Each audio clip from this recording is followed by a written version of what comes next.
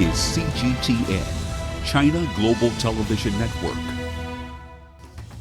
Pablo Picasso once said, "Art can wash away from the soul the dust of everyday life." Art has long been known to have healing qualities, and that sentiment resonates nowhere more strongly than in Rwanda. The post-genocide decades have seen a time of rebuilding, and art has played a crucial part in healing wounds from the past. We're at the Inema Arts Centre in Kigali with co-founders Emmanuel, Nkuranga, and Innocent Nkurunziza to explore how art is being used to express and heal and bring about positive impacts in Rwanda today. I am Liu Feifei. Welcome to Talk Africa.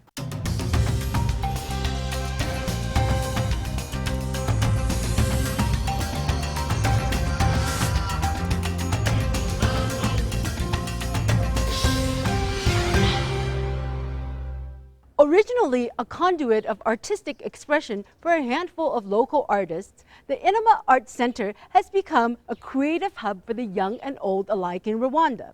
Let's take a look at how the center has developed since its inception in 2012.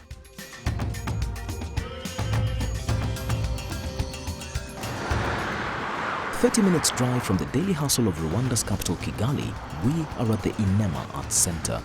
Hosting some of the most renowned artists in Rwanda, the center provides a space for them to develop their respective art forms. It all started in 2012 when brothers Emmanuel Nkuranga and Innocent Nkurunziza tried to do something different in a country rising from the ruins of genocide. So we created the Nema Arts Centre given that we both were very creative, very talented. We didn't want to take our talent for granted. And being in a space like Rwanda, being as Rwandans, Rwanda embraces innovation. And if you look at art, art is a drive for innovation. However, Inema has become much more. Through it, programs such as Nziza Artworks, Art with a Mission, and Inema Dance have been developed. These provide opportunities for Rwandan artists to learn and also improve their own lives through the creative arts. I'm very fortunate to work with Nziza, and being a member has enabled me to earn money. With the money I have earned, I've been able to buy enough water for my community to supply the neighborhood. Innocent and Emmanuel also provide sponsorship to young Rwandan children to go to school, in addition to providing a space for them to explore their creative expressions. Through these activities, the brothers have become known throughout the world and get invited to international art events. However, despite all these accomplishments, Innocent and Emmanuel know their work is still just beginning.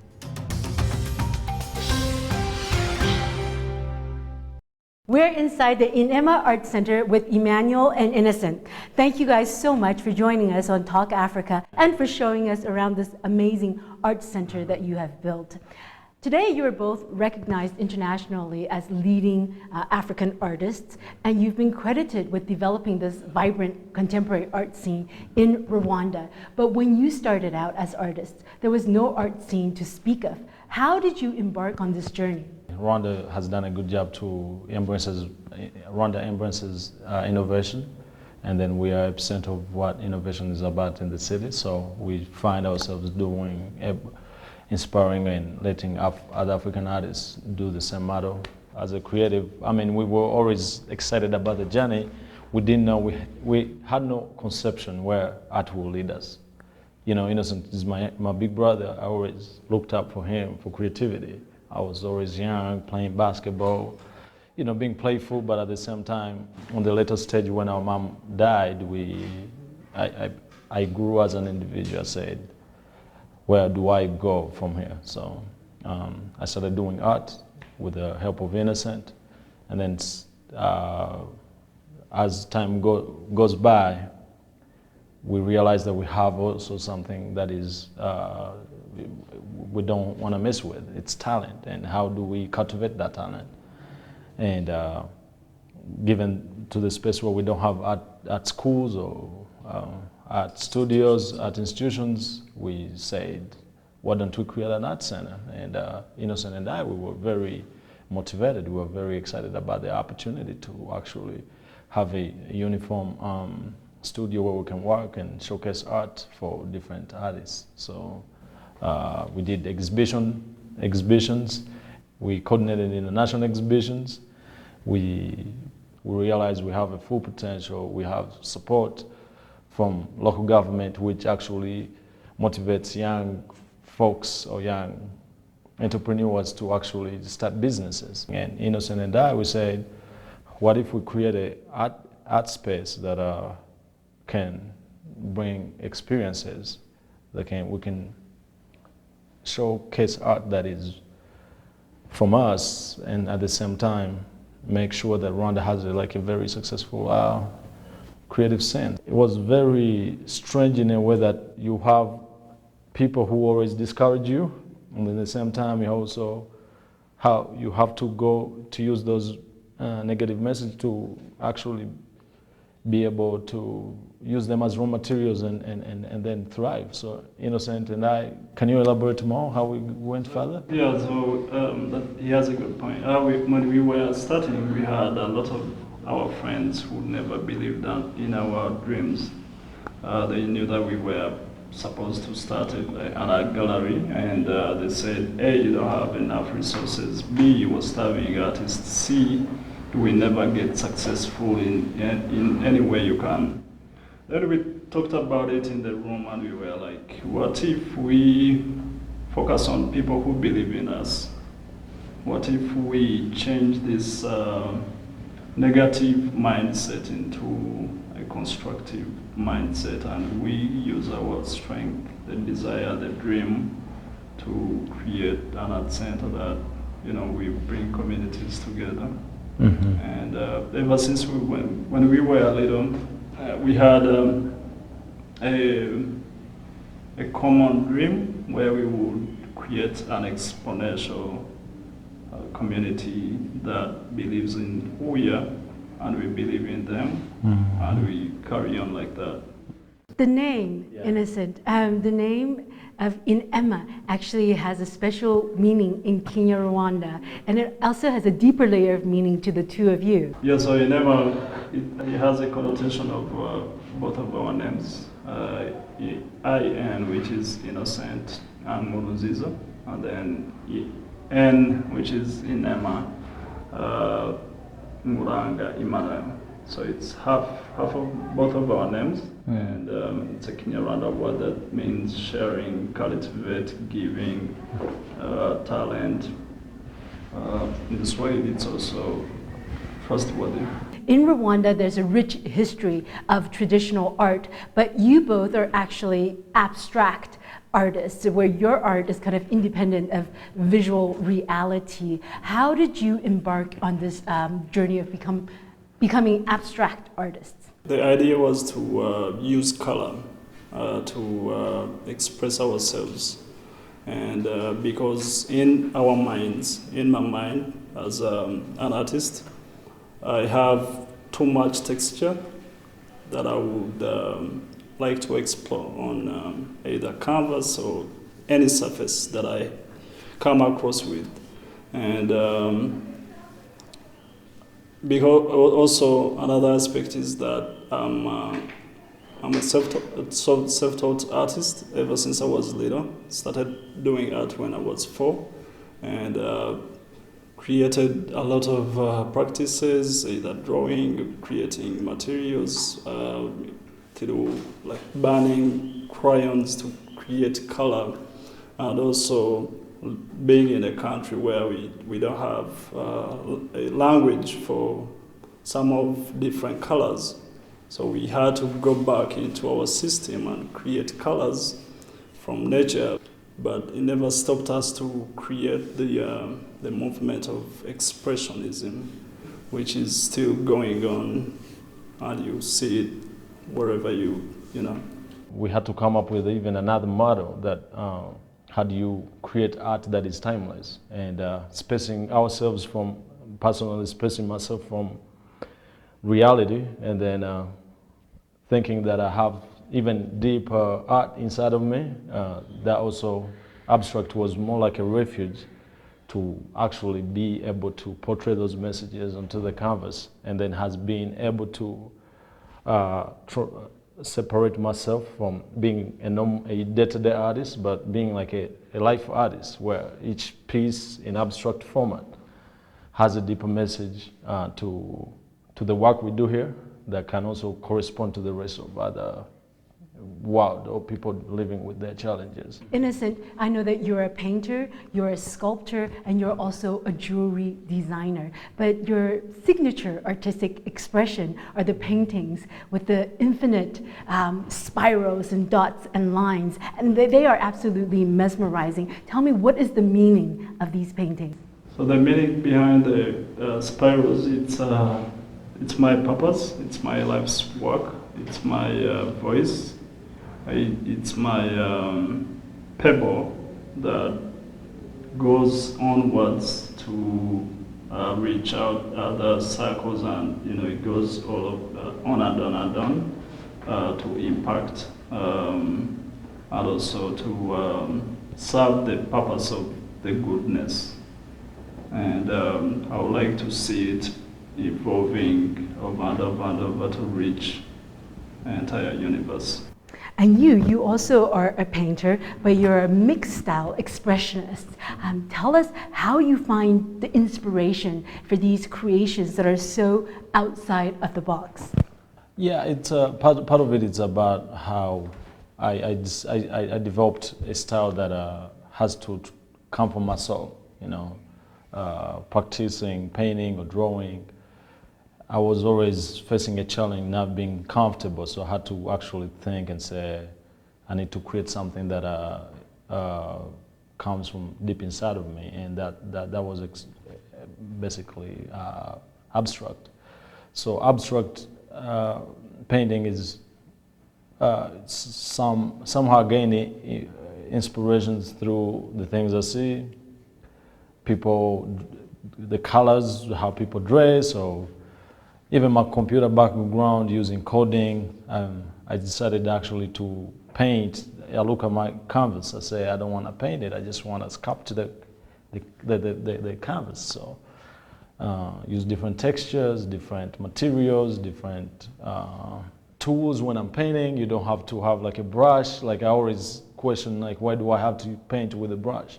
So it's always like, I became hands-on, like I need to feel the paint. So I developed like a unique style that pretty much talks about life and given to the challenges we face in the society or community, and on a day-to-day basis, I convey message of life within my abstract art. Now you guys are actually not the only brothers in the family, as I understand there's more of you. Yeah. How many?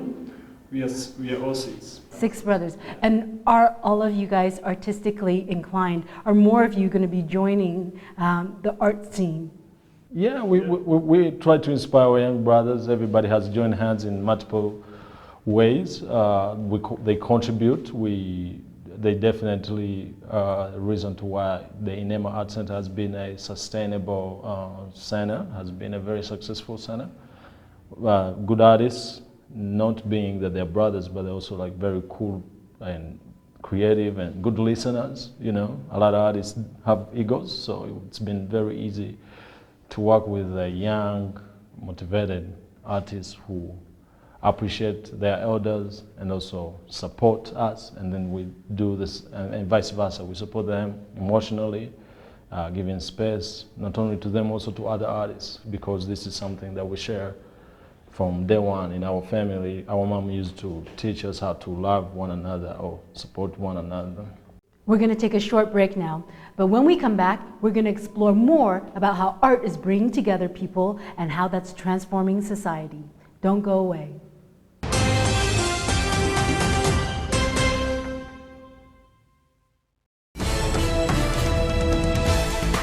China Global Television Network. From broadcast centers in Beijing, Washington, and Nairobi. A unique global perspective. 6 channels and a video content service.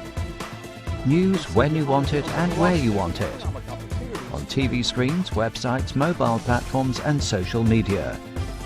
CGTN. See the difference.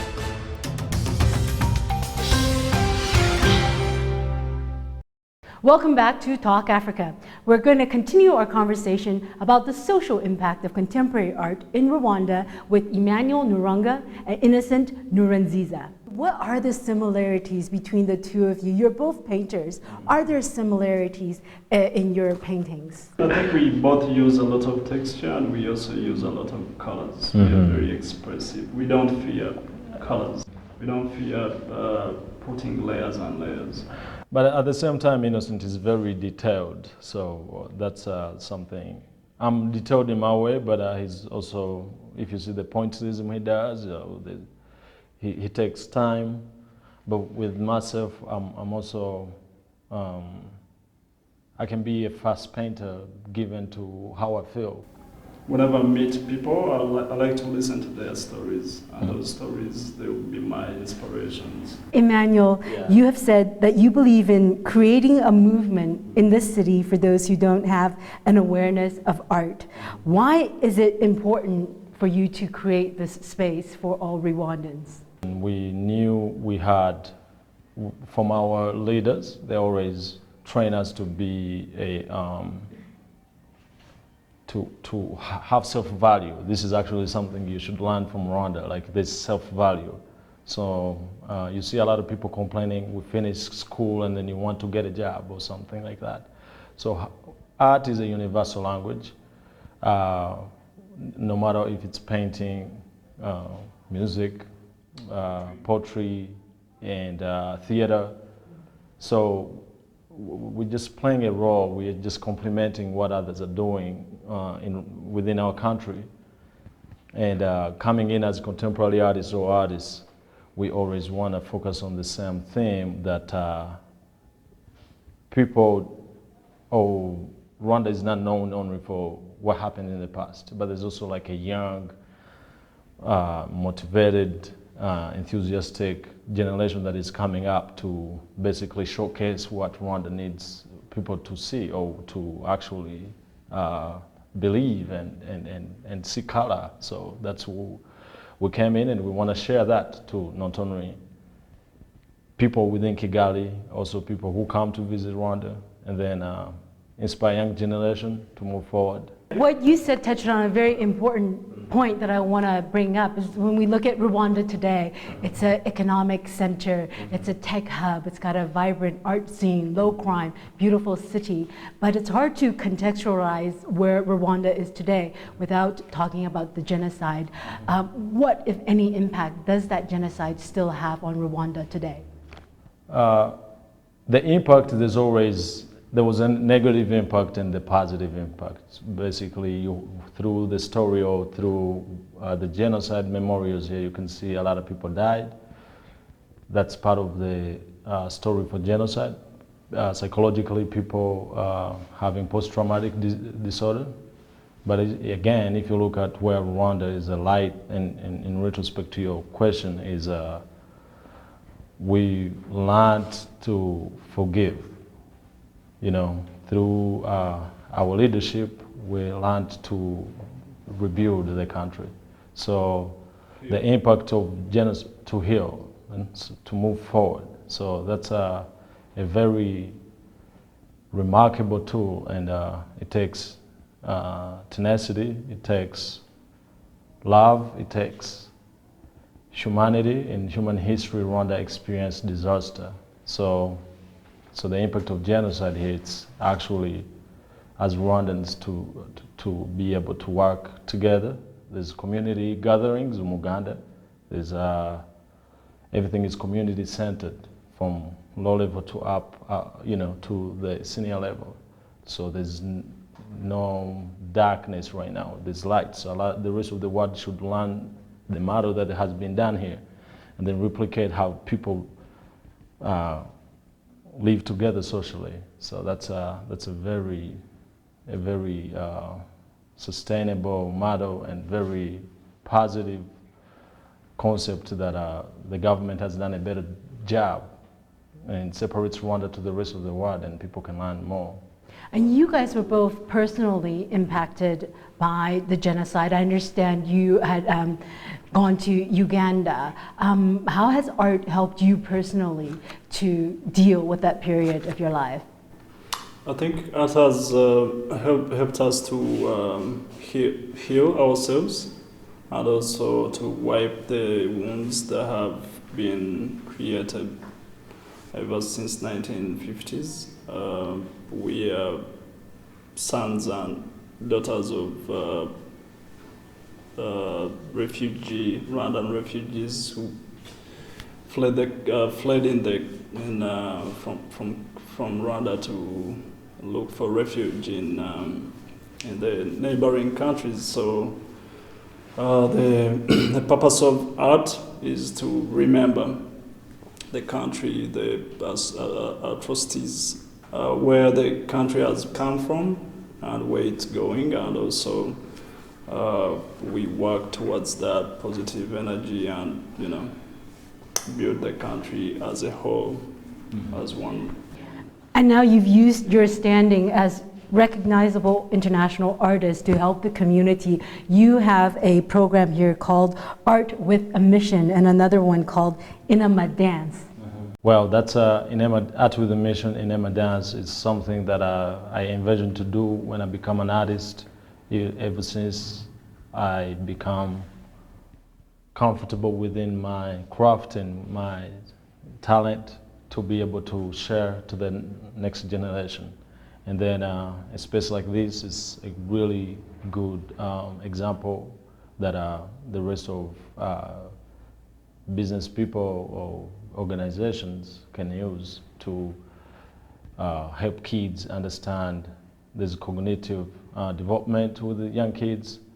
There's a dance program where kids actually become move their bodies, and it's an actual sports activity. I do sports a lot, so I can see that. There's also sharing the cultural heritage, the dance. It's been very remarkable to see international people taking class from these kids. Some opportunity that I never had when I was young. And getting artists, Art with the Mission has outgrown me. Artists are involved. We are a community that are really looking forward to inspire and aspire the next generation to realize that they can fulfill their potential. And not only the next generation, but you, in a sense, you have a program with the local women. Yeah, I started in Nziza, which is a group of household women who have never been served where others served in their communities. To bring them to Nema every day, I worked along with my brothers to give them the resources where they can use those resources to create artifacts that would create micro-entrepreneur, enterprises, social enterprises for bringing their kids back to school to do selling those crafts and gifts to people who not only come to buy our art, but they would share stories through buying their gifts that they are hands-on. So you guys are individually very successful, and the Art Center is very successful. You've had exhibitions all over the world in various galleries, and your works are being collected by art lovers from everywhere. What does all of this commercial success mean? How will it help you further promote your mission? Well, you have to understand at the end of the day, everything goes back to how the audience perceive it. So we're a business entity, so part of it is how do we come up with a product that is also valuable to the international community? How do you translate art not only being this is like a canvas, to being a product? So we really have a good appreciation to our client. We build a really nice client base. If you look on TripAdvisor, you look at the referrals on Google, you can see how people have had remarkable experience. So that being said, it's been a catalyst to who we are and where we're going. We are looking forward to actually scale and going beyond even our vicinity and showcase more to China. We haven't been to China, we haven't been to Japan, so break through and share what Rwanda can offer as far as creativity is concerned. Yeah, also it has become more as a game changer in the ways that we've been able to create significant potential relationships between the people who we buy and sell relationship to. Those are being art collectors, people who are very rich in their cultures, who have galleries, who who know someone who loves art, So it has been a conduit of continuous journey of being artists and also to impact their lives beyond our continent. I mean, yeah, and just to speak on that point here, I believe your art center actually sustained more than 100 people in learning about art and getting financial resources to go to school through art. Absolutely. So that's also, again, we look into opening, selling relationship, not even art. So this has also helped us to continue to sustain our mission and the center in itself, because it takes a lot of energy to run a space, most especially in some of the environment that may not be aware of the value of art. And on that note, we're just about out of time, but I want to briefly ask you guys, how can you take what you've done here in Kigali and replicate that through Africa to help heal, grow, and develop the continent into a first world continent? Well, Rwanda has been embraces innovation. It's a small country where you can start business within 24 hours, but at the same time, art is the epicenter of innovation. So if on the continent, if we can see art as something that is valuable to community, which convey message of rich culture, beauty, value, it's something that governments or organizations can always treasure and support creatives to fulfill their creative endeavors, and even artists to think beyond themselves. I think that's even something that could be very powerful. Before you create your art, you have to think. My brother said, think about my thinking. Why am I creating art? Everything starts with a question. Where do I want my art to go? What is your unique ability? Where do you want your art to be seen? If we can answer these questions and walk through those answers in given environment, I think Africa has rich resources, rich people. We can extract more and become a very successful continent. Innocent, do you have anything to add to that briefly? What I can add on is knowing your unique ability, knowing your passion, have a drive, make decisions, also always create, and knowing your stories and telling your stories than waiting for someone to come and, think for you, tell different stories, wrong stories. So I think by having all those components, we can create a better future of Africa and beyond. Thank you both so much for joining me on today's Talk Africa. And that's all we have time for. A big thank you to our guests, internationally acclaimed artists and co-founders of the Inema Arts Centre, Emmanuel Nkuranga and Innocent Nkurunziza. Do remember you can join the conversation online via Facebook, Twitter, and YouTube. And we'll look forward to seeing you again next week on Talk Africa. I am Liu Feifei, and until next time, goodbye.